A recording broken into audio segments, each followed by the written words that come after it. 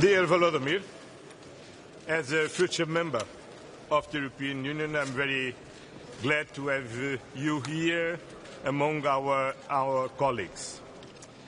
First message.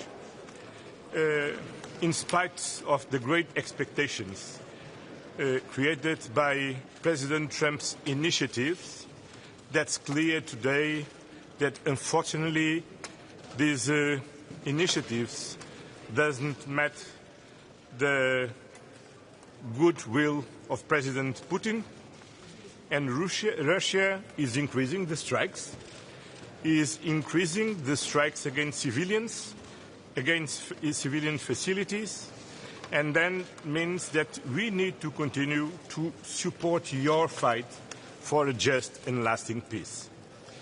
Today in the morning we approved already the 19th package of sanctions, targeting shadow fleet, banking and energy sector of Russia. And today in this European Council we will take the political decision to ensure the financial needs of Ukraine for 2026 and 2027, including for acquisition of military equipment. And this is a very strong message to Russia. We said repeatedly that we will support Ukraine as long as necessary and whatever it takes. And now we are concretizing this. And today we will take the political decision to ensure your financial needs for 2026 and 2027. Then, dear Volodymyr, welcome to your house, and I think we will have a very good European Council. Thank you very much, Antonio. Dear Antonio, dear journalists, thank you first of all for invitation, and this decision of 19th package of sanctions is crucial for us. Thank you so much. And today it goes together with the yesterday's decisions of President Trump on energy, also sanctions package. We waited for this. God bless, it will work. And this is very important. So I agree with you totally that Russia doesn't show that they want to stop this war. They attack us. You see, again, kindergartens, schools, just civilians, and they increase this pressure. It means that we have not only to defend with all Europe, with the United States together, we have to pressure on Putin to stop this war. Pressure, it means sanctions packages, long-range air defense, and of course financial support, about what we will speak together today. This is the main thing, that together. Thank you for this unity. Thank you for this support. Do you think the sanctions just announced by the EU but also the U.S. will make a difference? What will be what? The sanctions both from Europe and from the U.S. will make a difference. I think that we will see. So I think that, of course, it's more tough sanctions on Russia. 19th package is very important, and of European leaders, of EU, but American sanctions are also very important. This is a good signal to other countries in the world to join the sanctions. You know that not only energy, we need shadow fleet, etc., and continue until Putin will stop this war. So these are decisions very important. Do you think a ceasefire is still possible? Do you think a ceasefire is still possible, President Zelensky? Do you think a ceasefire is still possible? Ceasefire is possible, of course, and I think all of us need ceasefire. But we need more pressure on Russia for ceasefire. President, what You have met President Donald Trump. How was it, the meeting? A long meeting, important meeting. We discussed a lot of things which can be openly. We can share opinions, but there are some things on which we work. It's about long range. I can't share a lot of details, but I hope that decision will be made. The Tomahawk missiles, can you tell us anything about that? Tomahawks, so I think that you heard it from President Trump. It's a very sensitive decision, but it's like sanctions before. It was unbelievable, but now we see the decisions on on these energy sanctions, which are very important.